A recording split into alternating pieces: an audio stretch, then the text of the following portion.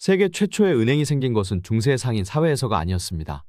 은행은 전혀 뜻밖에도 성전기사단으로 불리는 중세의 한 종교 집단에서 발생했습니다. 기사단은 부나 명예를 물려받지 못한 귀족 출신 남성들의 지원으로 모집되었고, 기사가 된 후에는 일생을 교회에 헌납하겠다는 약속을 했습니다. 성전기사단은 예루살렘에 있는 솔로몬 사원 근처에서 살았습니다. 그들은 또한 성지를 순례하는 순례자들을 안전하게 보호하는 특별한 임무도 수행했습니다. 그들은 항복이나 패배를 용납하지 않는 엄격한 전투 법칙을 지켰습니다. 명예로운 죽음을 갈망하고 죽음을 전혀 두려워하지 않는 특성 탓에 성전기사단은 세상에서 가장 무시무시한 전사로 여겨졌습니다. 그런 기사단이 세계에서 가장 큰 규모의 국제은행을 설립했으며, 그것이 이후 거의 200년간 운영되었습니다. 이 기간 동안 그들은 현대적인 은행 구조의 기본을 제시했습니다. 엄격하고 복잡한 규율에도 불구하고 워낙 여러 나라에 광범위하게 퍼져 있었던 까닭에 원래의 기사단 형태가 조금씩 변하면서 약간의 틈이 생겨났습니다. 성전기사단은 완벽한 청렴 속에서 시작되었지만, 십자군원정 기간 동안 이슬람교도로부터 약탈한 전리품을 기사단이 소유할 수 있도록 교황이 허락하면서 점차 부유해지기 시작했습니다.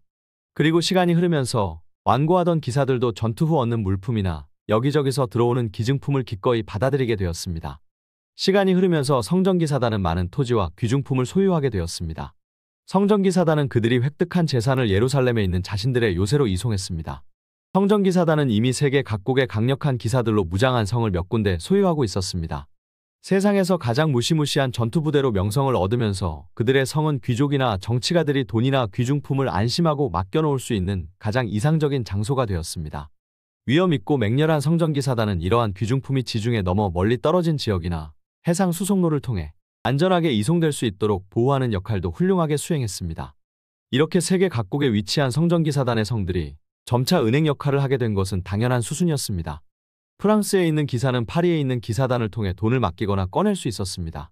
성전기사단은 다른 지역에 돈을 받아올 때 교환 비율을 정했으며, 다른 형태의 화폐로 전달할 경우 어떻게 할지 세세한 규칙들을 마련했습니다.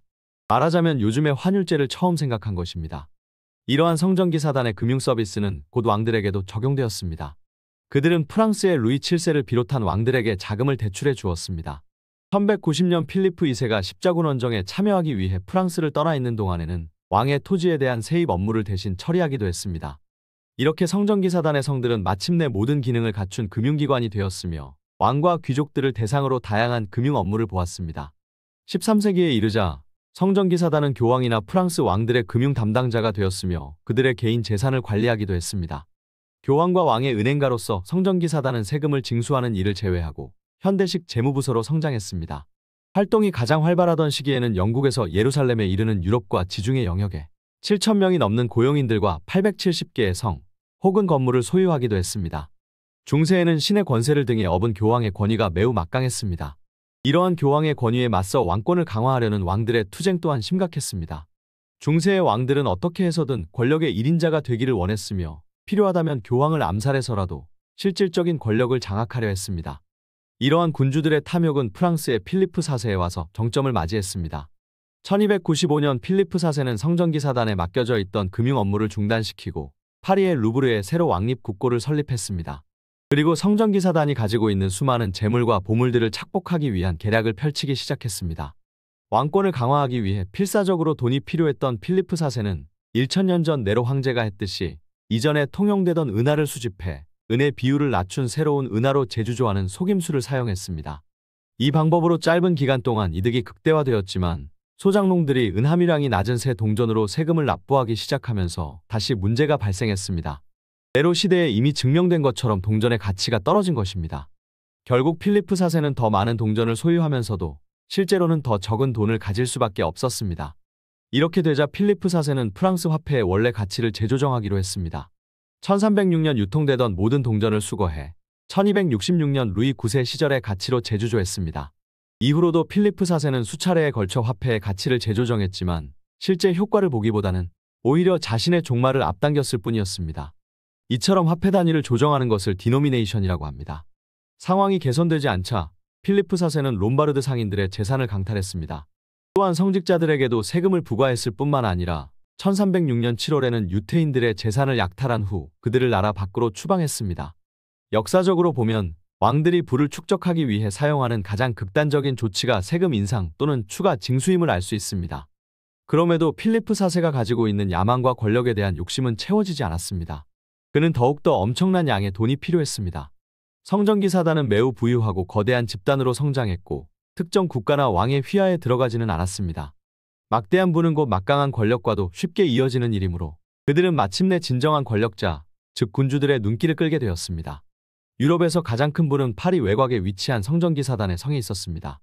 왕권을 강화하기 위해 부를 획득하려면 먼저 기사단을 파멸시켜야 했습니다. 필리프 4세는 곧바로 계획을 실행에 옮겼습니다. 필리프 4세의 비밀 요원들은 기사단과 전면 대결을 벌이지 않고 프랑스에 있는 성전기 사단의 주요 지도자들을 체포하기 위해 급습작전을 펼쳤습니다. 필리프 4세와 그 협력자들은 성전기 사단을 향한 전쟁을 일으켜 사회를 공포에 휩싸이게 하고 도덕을 침해했다고 최악의 죄목들을 제시하며 성전기 사단을 고발했습니다. 프랑스 검찰관들은 이단과 변질, 악마 숭배, 성적 도착을 비롯해 중세의 도덕적 법도를 위반한 행위들에 대한 죄목으로 성전기 사단 단장을 고소했고 길고 장황한 재판을 통해 유죄를 선고했습니다. 또한 성전기 사단이 고양이를 숭배하며 남색을 즐긴 죄로 인해 예루살렘을 빼앗기고 십자군 원정에 실패하게 되었다고 주장했습니다. 필리프 4세의 조사관들은 청렴하게 산 예수와 비교하며 성전기 사단이 소유하고 있는 막대한 부에 대해서도 죄를 물었습니다. 하지만 이 기간 동안 성전기 사단은 지난 수년간 그들의 목숨을 바쳐 봉사해온 교회로부터 어떠한 도움도 받지 못했습니다. 결국 왕권을 강화하고자 했던 필리프 4세는 성전기 사단을 화형에 처하며 세상에서 가장 위대한 금융 집단을 쓰러뜨리는 결과를 낳았습니다. 성전기 사단의 몰락은 중세의 금융이 몰락한 것과 같았습니다.